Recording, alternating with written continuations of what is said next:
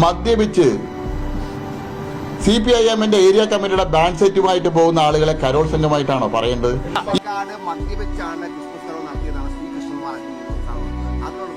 അതേന്നെ, അതല്ലേ പ്രശ്നം. അവിടെ മദ്യപിച്ചു ഉൾപ്പെടെയുള്ള കാര്യങ്ങൾ അദ്ദേഹം, ഞാൻ അറിഞ്ഞിടത്തോളം എനിക്കറിയാൻ കഴിഞ്ഞത് ഒരു മാന്യമായ കരോൾ ആയിരുന്നില്ല. അതാണ് അവിടെ പ്രശ്നം ഉണ്ടാക്കുന്നത്. മാന്യമല്ലാത്ത കരോൾ, കള്ളു കുടിച്ചിട്ട് നാട്ടുകാരുടെ മുഖത്ത് കയറുന്ന കരോൾ വെച്ചാൽ ആ ജയിലിൽ കയറുന്ന വീട്ടുകാർ തന്നെ പ്രശ്നം ഉണ്ടാക്കുമല്ലോ. ഈ വിഷയത്തെ ന്യായീകരിച്ചു കൊണ്ടുവന്ന സി കൃഷ്ണകുമാറിനോടും ഷോൺ ജോർജിനോടും ചോദിക്കട്ടെ, നിങ്ങൾക്ക് ഇതെങ്ങനെ സാധ്യമാവുന്നു? 16 വയസ്സുള്ളൊരു കുട്ടി മദ്യപിച്ചാണ് വരുന്നത് എന്ന പാർട്ടിയുടെ ഉത്തരവാദിത്വമുള്ള ഒരു നേതാവ് എങ്ങനെയാണ് പറഞ്ഞത്? എന്ത് ബോധ്യത്തിന്റെ അടിസ്ഥാനത്തിലാണ് പറഞ്ഞത്? പിന്നീട് അങ്ങ് പിൻവലിച്ചു. അത് നന്നായി. പിന്നെ മാന്യമായി കരോൾ നടത്തിക്കൊള്ളണം എന്നാണ് പറഞ്ഞിരിക്കുന്നത് കേട്ടോ.